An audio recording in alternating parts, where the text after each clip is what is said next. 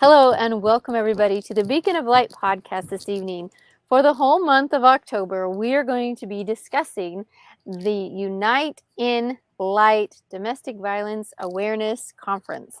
And so we have been going through many different types of speakers, and I am honored to present to you tonight Miss Andrea Merriman. And she is an amazing person with such, I would say, a mission that to go out there.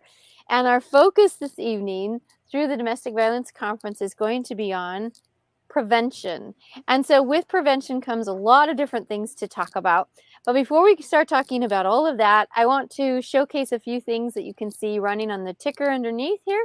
This is her site to connect with, and she will discuss a little bit more, I'm sure, through the evening about what HELP is all about and how she kind of came into this whole situation. So many of us that are involved with giving supports and helping out with domestic violence, unfortunately have had some kind of connection, whether it was personally themselves or family member, sons or daughters, siblings, these kinds of things. There's usually some type of connection that brings us all together. Well, when we are uniting in light for the Domestic Violence Awareness Conference, we want to make sure that you all can come on in here and for these next 8 days. Yes, I said 8 days. And join with us. Here is a rundown on the calendar because we know people are very busy, and I think blocking out one full day can be a challenge. And there's so many great things to talk about and discuss and good information that we will start on the 4th, 6th, 11th, 13th, 18th, 20th, 25th, and 27th. There will be such great information, and we wanted you guys to be able to pop in here at any time. So if you're looking at a calendar, that's every Tuesday and Thursday for the month of October. All right, now with all of that being said, let's jump into introducing Miss Andrea Merriman. So Andrea, tell us a little bit about yourself. Well, hello, April. First, I'm so excited to be here. And I think that what you're doing this month and even your whole thing has just been phenomenal just to watch you as you go through that. So, tonight, as we talked about domestic violence in October being Domestic Violence Awareness Month.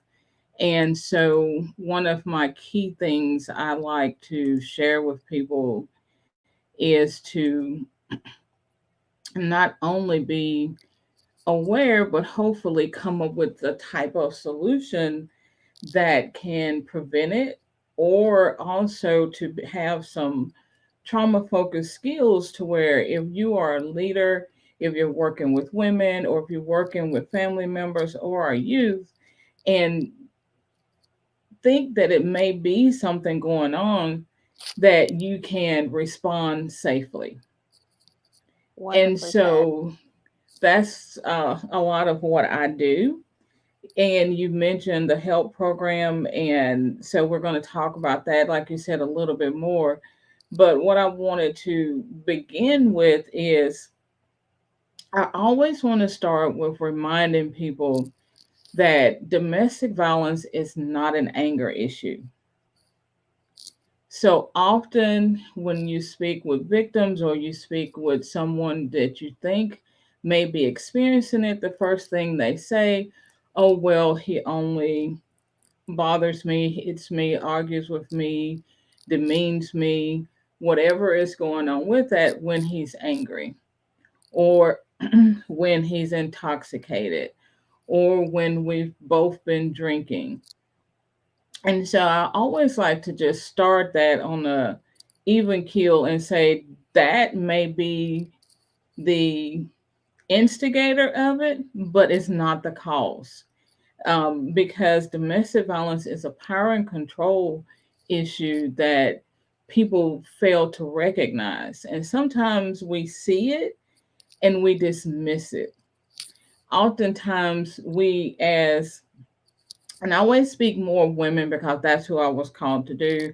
I understand that men are also being abused, but even the majority of them are being abused by other men. So I want to just keep us understanding why I say the things that I say, because that's who I'm more familiar with. That's who I was called to work with. So I don't want to say, I always want to have people understand that domestic violence knows no boundaries. It happens to men, it happens to women, it happens to all genders and gender formalities. And so we need to understand that as we talk about it.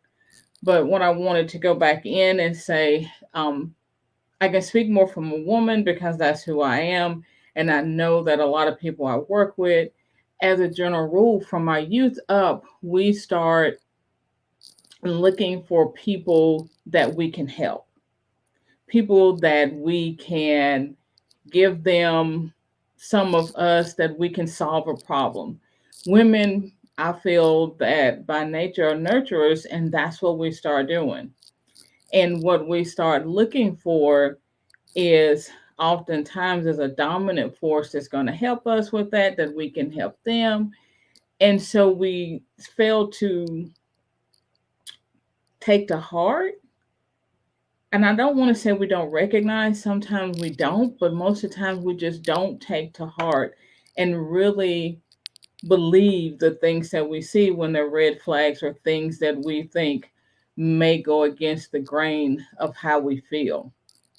Because oftentimes we see things, we see them arguing with other people, we see them treating the people in the fast food line bad, we see them calling their mother or sisters or family members names. But we often go back and say, oh, well, they don't understand them. They don't feel like that they're being treated right in their family. And that allows us to start absorbing some of their pain and thinking that if we just start taking care of them, if we treat them right, if we show them the love that we have, then that'll make them do right. I'm old enough, matter of fact, yesterday I turned a little bit older, and and so I'm able to say that I remember the old commercial. And April, you may be a little too young to remember, but the old commercial that said, it takes a woman to make a woman do right, make a man do right. And, I remember hearing that growing up, and I remember the Anjali commercial. I can bring home the bacon fried up in the pan, never let you forget you're a man. And so many times we grew up listening to these things. It was jazzy, it made sense, and we adopted them as fact. So when we started going out and hearing things and seeing things and meeting these people, we think that, oh well, we if we do right, if we go to work and bring home the bacon, you know, this is going to make him feel like a man. Well, we fail to allow this person to feel like they're man from themselves. So all of that to say, we started owning the pain that was being bestowed upon us, and the bad attitudes that we were receiving from other people. And I think that is what abusers see in victims. They see that people pleasing mode, that sympathy that us as victims have. They see that we oftentimes, you'll notice, victims are organizers. They're able to take things and just make smaller things and make big things out of them. And they see those things, and we enjoy doing those things. So we end up being in that abusive space. Yeah, and in that space, there's something there that really just gets us stuck because of the nurturing heart and these kinds of things. The control and the power of things is just really challenging. So again, we want to invite Miss Andrea Merriman. She's here tonight to really talk about this focus of prevention. And the idea this evening, giving us this understanding about what abuse is and how with this forgiveness can happen. also to empower you with some tools this evening so you can make decisions with power and understanding. And finally, this whole concept about the prevention is learning skills to recognize the domestic violence and maybe how to decrease the chances of getting into a toxic relationship. So before we move on from here, I'd like to ask you, Andrea, what is your connection with domestic violence? How did this impact your life? So, with all of that said, I'll sum it all up into how I got to this spot. So, as a mother, I have daughters, and you always think that your daughters will go and have this fairy tale Cinderella la di da relationship, but it doesn't always happen. And one of my older daughters was in a toxic relationship. She was in a relationship with a male who was abusive. And she stayed married for a few months before she separated, and still trying to work things out. But as it happened, months later, the relationship came worse. As a mother, you just don't want to hear or see these things, and you have the conversations. Um, and so what happened was it came to a point to where she had to get a restraining order. And so once that was happened, he realized he was losing complete control, and he broke into my house one Saturday night and tried to kill everybody in the house. And as a result of that, my younger daughter, who was not in a toxic relationship, um, was shot 5 times, and her name was Jennifer.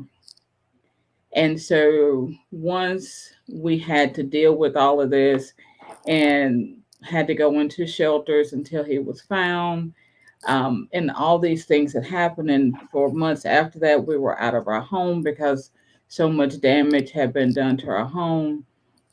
Living in hotels, you become homeless after this. So we were living in hotels. We had friends that had rental houses, stayed there. And so, excuse me. So as that happened, I had to make a decision because I lost a daughter, but I still had daughters and family that had to be taken care of. And as a mother, you get to the point that you want to, um, again, back into that fix things mode. So basically, what I did by working with our local agency was created a program, and that's what you've seen there. It is called the Jennifer Y. Merriman Help Program. And so I decided to take the pain that I had as a mother and share that information of how domestic violence touches the whole family. The daughter that was in a relationship was not the one murdered, but her younger sister. And Jennifer was only 17. She was in her senior year of school. Jennifer had done some amazing things in her 17 years. Um, and Jennifer had been diagnosed, but identified as academically and intellectually gifted. So she had some big things that she had done through the Duke Tip program. So she left a legacy for sure. But one of the things she always wanted to do was to help children and help teens from dysfunctional families. And so in my program, that's where HELP came from. And HELP stands for Hope, Empowerment, Life Skills, and Prevention Methods. And so since 2015, I've turned what was a catastrophe in my family into a consolidated program for domestic violence that we are trying to spread across the whole country. Amazing. You guys hear this? Do you see how it impacts the concept of fear and control, power? impacting the entire family, not even one who was connected to directly to the relationship is at fault. What Allison says here is, I'm so sorry to hear Thank this. you. I mean, Awesome. Thank you. whew, what big, it's a big story. So with this, how do we help to prevent? What can we possibly do, Andrea? With this, what I have learned, a couple things that I want to tell everybody is that what they didn't tell us is, and I'm going to start at the end and then backtrack. So what they didn't tell us was that once a restraining order or the person leaves, that's the most dangerous time in that relationship. And we weren't prepared for that, to move her somewhere else, to make precautions for that. And so I always want to say that that's one of the things. So let's backtrack and say the things that could happen if you're in a relationship. Find someone that you can talk to. Don't keep it a secret. There's a lot. There's your helpline, there's local agencies, there's police departments, there's advocates even on online that you can talk to, but find someone that you can talk to. Agreed. Building some type of team, some type of support. And if it is just talking first, you Yeah. can't do this by yourself. You need the team, that network. So important. And if you're that person that someone comes to, start with believing them. Never start with, oh my gosh, you're telling me that ain't really happening, because that makes that person shut down. Although they see that it's a reaction, it still unsets the mood of that sharing. So Allison asks, how do you find advocates? So I would say if you're not familiar with people, um, depending on your state, but there is a national hotline number that you can go to. There's also, even if you just Google domestic violence, that national hotline number comes up, and it also comes up with a text line now. But and they will direct you to a local agency. If you can't find there, I'm in North Carolina and can help you with there. And I have a number 740-3DV help, which is 740-338-4357. But Excellent. there And is this is a that national hotline okay. number right there. So 1-800-799-7233, depending on the state. This will help whichever That'll help state you're national. in. That's why I always just Um, like to give out the national number. They can direct you to someone local. Um, and I say start there. You're going to find that there are some independent advocates, but I prefer going in and knowing who I'm talking to with that space. So start with the national number. so she says she's in Yes, New New York. York. Yeah. Yes, Hmm. definitely start with that number. They have some good shelters, and I know some good agencies in that area, so that's a good place to start there.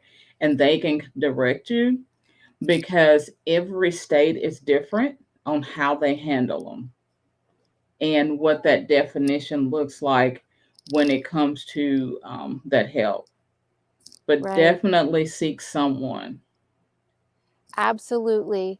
So she asked, could you please repeat the number after the national number? So your number, could you say that again? It's 740-338-4357.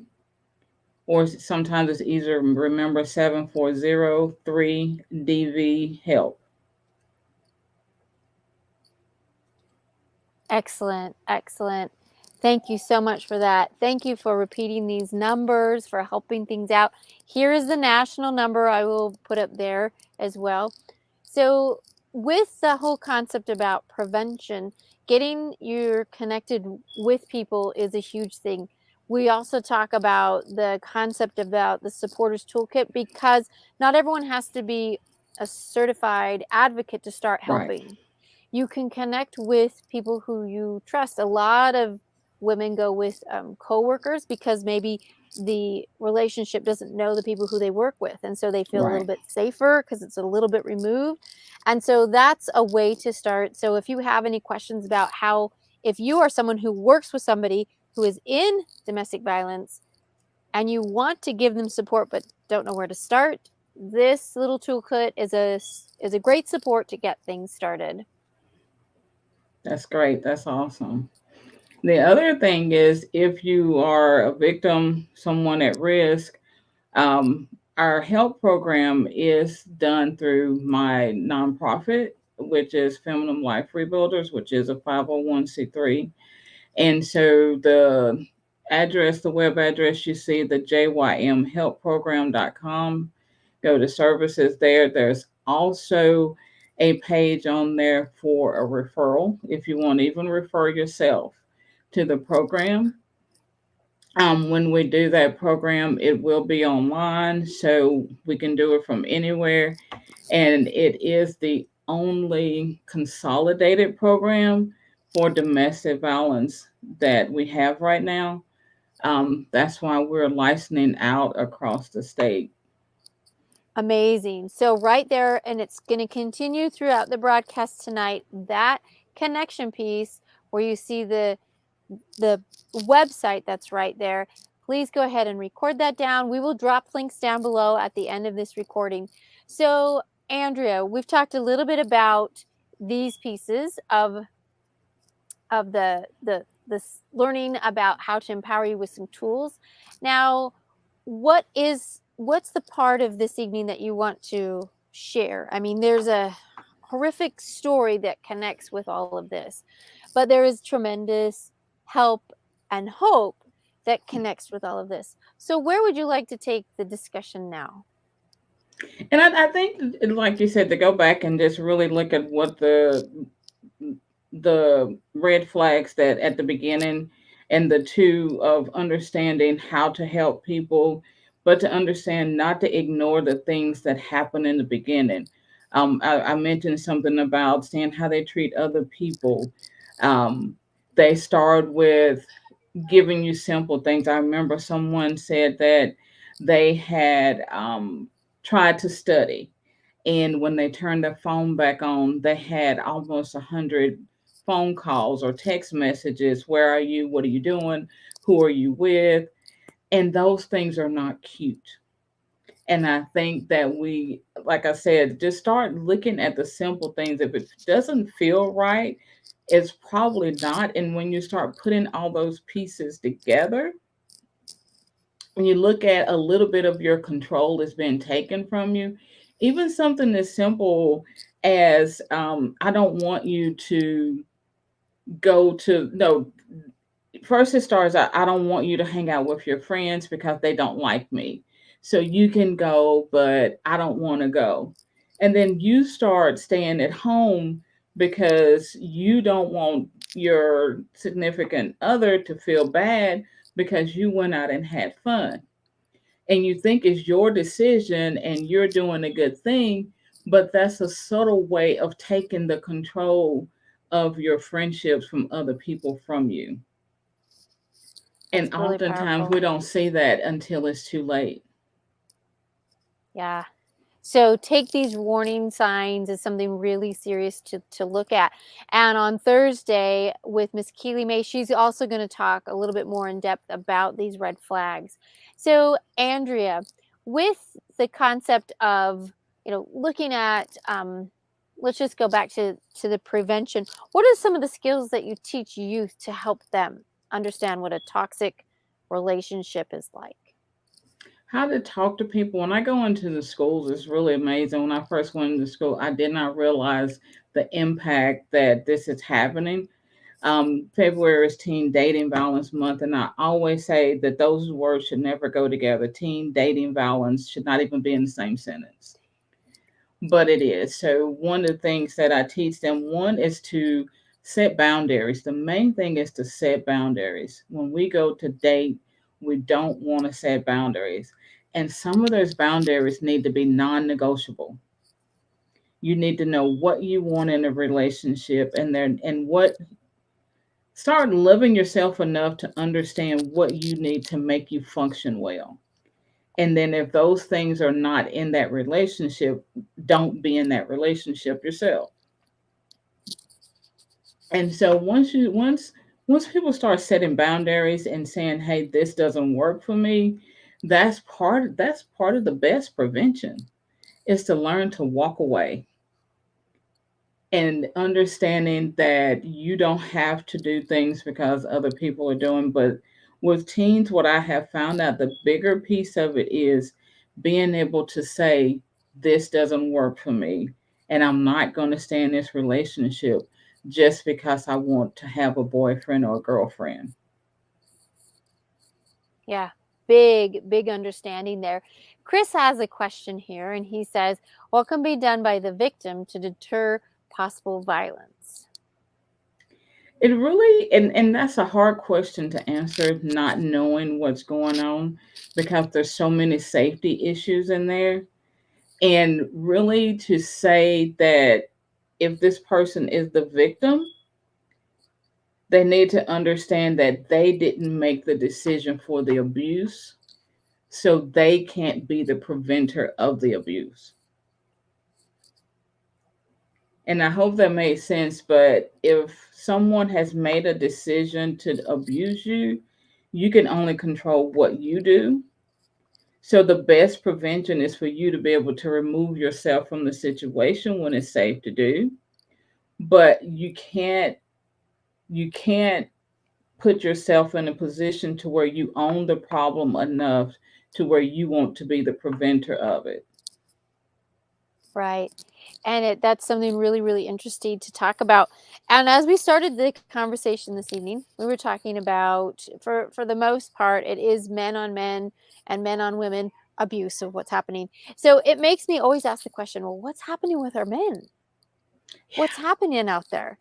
Like, come on, we're all a society together, whether we feel that way or not. We're really good at labeling and identifying and putting everybody in a cubby hole. And then we look around and like, well, why isn't anyone getting along? I don't know. Can I come out of this? Can I not? You put Right. me in this Yeah. hole. Yeah. And so it's really challenging. And we have to really ask the question, if families were designed the way that they are, with a mom, dad, kids, just biologically, that's how it happens.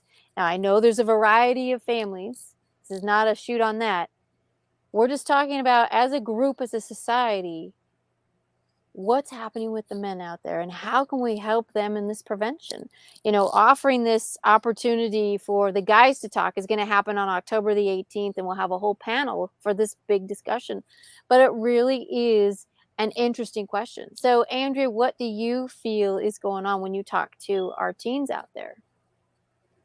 I think a lot of it is and again, talking to the teens, and just to say where I'm getting this information from, one of the things that I do after we talk about the laws and what's out there, I give them a scenario and I let them run with it. And then we have discussion on how they ran with it.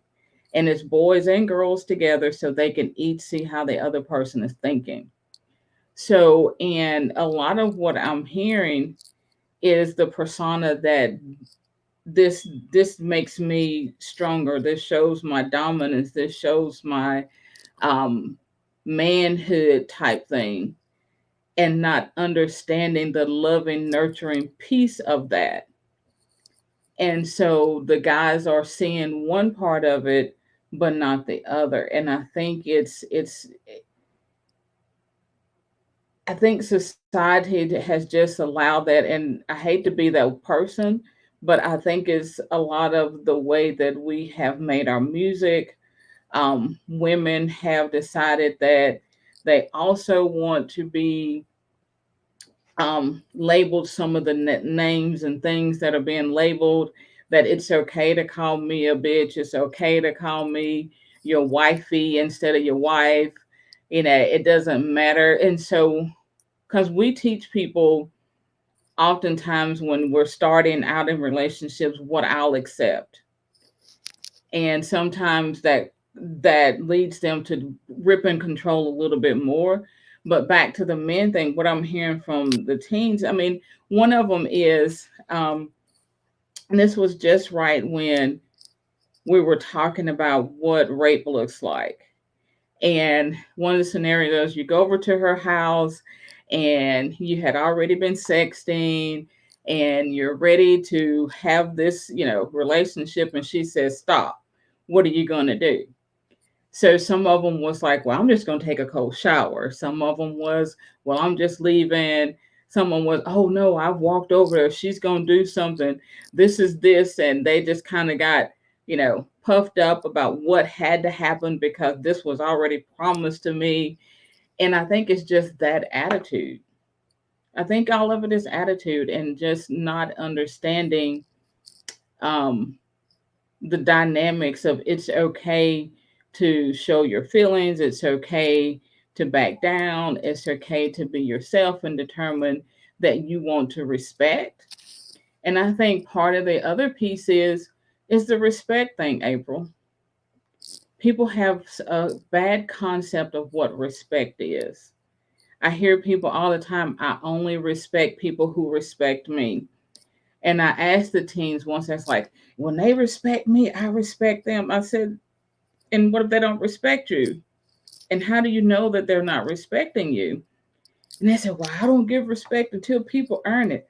I said, okay, well, look, when you walked into this room, you spoke to me. Every one of you spoke to me. You smiled at me. You waved at me. You respected me. You don't know me. You've never seen me before. And they were like, oh, yeah. I said, so don't go around thinking that respecting someone is a bad thing. It shows that you're compassionate. It shows that you're able to carry yourself in a nice way. It's okay to show respect.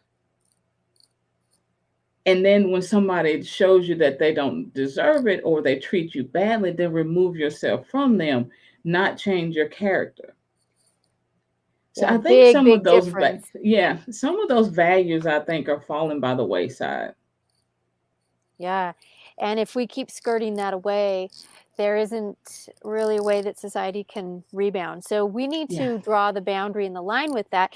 And so with our young men, with our young boys, with our young girls, with this really young age, the idea of respecting has to start soon. And it seemed a little simpler because in, we'll say the olden days, I know, I right? In the know. olden days when we all arrived on dinosaurs and went to school that way, there was a level of respect because of authority.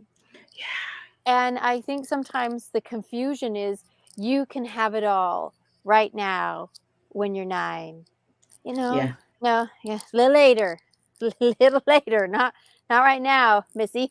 So it's just that idea of we have to respect and honor those that have the wisdom and the experience in their lives, and that shows, yeah, I'm going to respect that from, these people, from my teachers, from whatever. And if we can show up that way, our actions really will follow up because we're right, thinking that way. So how do we plant those seeds in? And that's a huge piece of prevention, right? If we can raise up a group of society and people that know and understand that's the boundary on both sides for both boys and girls, there is something hugely in that, because then they see each other as humanity and people as opposed to objectification.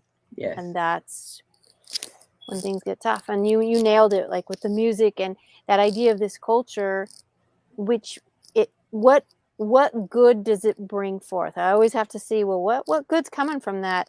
yeah, I haven't seen anything yet. Sorry to say it that way, but not yet. I see a lot of things come from the culture that I'm like, and I'm talking about that music, the objectification, this idea. So think about what's happening, what's going on there. So anyway, big topics there. So Andrea, I know those are like a whole nother big movie night going, you know? that's right. Exactly. That's absolutely right. Well, I think this is really fantastic. And Allison, thank you so much for popping in here. Thank you, Heather. Thank you, Chris.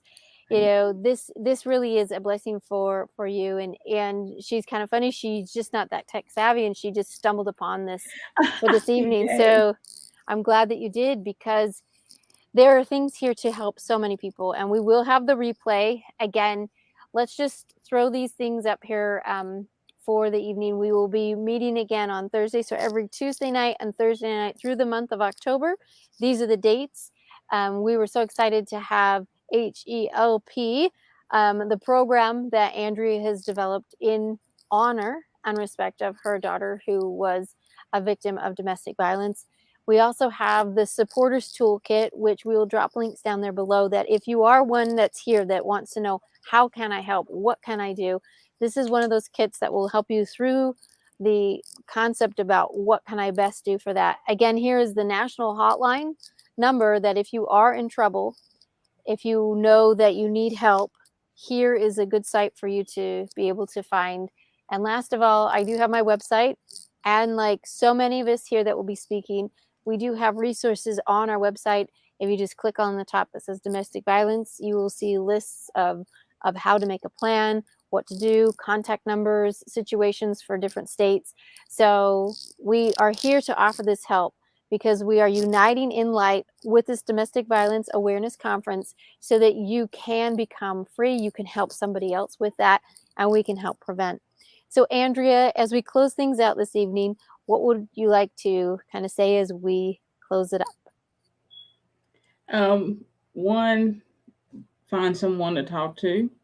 If you're ready to do something and you want to talk to an agency, so, but as you mentioned, talk to a friend. And one of the things I heard you say that I did want to make sure that we covered quickly when you're talking about prevention is have a safety plan, and not just after the violence, but I tell parents, especially they're getting ready to go in school, especially your freshmen, to make sure that you have a safety plan in place and that you talk about what happens if, what happens before, and those things, the safe words, all those things are in place for your high school kids, especially, and your college students for sure. Really, such great planning. You guys can do this out there. There's so many great resources.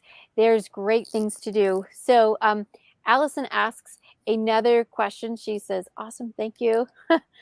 This is, we'll get things off to you. And she asks, what do you do when you have no one? Then you call that 800 number. And even if you don't want to leave, they will talk to you. They are a voice. The crisis lines are not just when you say, I'm ready to leave, they are there to listen. Yeah, very important. Thank you for emphasizing that again. Andrea, this has been fantastic. And I hope you have taken value from this evening. We will put all of the links and the information that we talked about here tonight down below. Thank you for those that received your ticket. We will be sending off those free PDFs to you. And if you would like to join for the rest of the month with those tickets, you'll get this free information for you as well. Thank you, Andrea. And I pray for you all out there. There is hope. There is light. We do have to unite together, and you are not alone. Even when you Yes, feel alone, you're you're not. not. There is support. We are here and we are outreaching as best as we possibly can. Yeah, you can talk to ministers, you can talk to friends, you can talk to coworkers. There's so many ideas here for sure. So thank you. You do have a way forward, and I'm glad that helped this evening. Wonderful. Well, And thank you, everybody. the good thing about the 800 number, sorry, just wanted to No, go say ahead. this Please, because please. I thought about it when we talked about talking. Usually is in the middle of the night. That 800 number, that national number, they will answer 24/7. If you wake up at 1 o'clock, 2 o'clock, 4 o'clock in the morning, someone is there to talk to you. That is fantastic. So you are truly with someone. You can reach out to us at any time. Andrea has a Facebook group. I know she's on LinkedIn. She also has this community here through her website. So connect with us. Come through every Tuesday and Thursday night through the month of October and find answers here for y'all. Thank you. Thank you, everybody. Oh, Bye before bye. I go, I see someone says I have a question. Uh What's your oh. question, Facebook user, before I close it up? Maybe. It's like the last person in the classroom. I have a question. I I know, I have a know. question. I wasn't sure I wanted to ask, but before you go, Yes, I'm sure that happens with your groups as well too, right? Well, put it down below and we will answer it as we close this off tonight. But again, thank you for coming. Thank you for being here as a support. This is that 1-800 number. Reach out to Andrea, reach out to myself, anyone else. So it says, it's been hard for me to leave, even though it's what I should do. I can attest to that. I know exactly what you're saying. It is hard. what should I do? Yeah, what should Okay. we do? It's hard to leave, even though it's it's been hard for me to leave, even though it's hard. What should I do? Again, only thing I can say is to talk to somebody because no one can tell you what to do. And that's part of the hope and the help because so often we lose hope, and that's what I sound like I hear. But there is light on the other side, there is help on the other side. All you need to do is reach out to someone, find someone local, um, call April or myself, help us guide you through it, and never feel like that it's hard and you can't make it because there's always someone that has been in a place that where you are that has grown to get to where they want to be. That's And very so, true. although it looks hard now, there's someone who has already walked that path. And when someone else has already walked that path, it makes it just a little bit easier. So believe in yourself, make a decision of what you want to do, and someone will be there to hold your hand to help you move from I'm afraid to I'm fantastic. Wonderful. Wonderful way to end the event. Yes, we'll drop all these links down here below. There are ways to make plans. There are so many avenues of how to do this. Allison asks one last question is, how do we reach out to you again, please? You can reach me on Facebook. It'll probably be the easiest thing to remember. I have I'm Andrea D. Merriman. I have a business page, and that's an Andrea D. Merriman, Andrea Merriman. But you can find me on any social media at Harmony Coach Andrea. And we'll put that in the thing. You can find Yep. me on LinkedIn. You can find me on Instagram. If you put in Harmony Coach Andrea in Google, I come up. Excellent. Perfect. There are all these supports, and we'll drop these all down. And thank you, everybody, for coming here tonight. And we hope that, Allison, we've been able to help you. And sorry, we don't know your name, but Facebook user, we are here to give you support as well. Thank you, everybody, for joining us this evening. Come back on Thursday night, and we will talk about our red flags and how you can notice and recognize those. Again, thank you, Andrea, for this beautiful information about prevention. We'll see Thanks. y'all. All right. Bye-bye. Bye.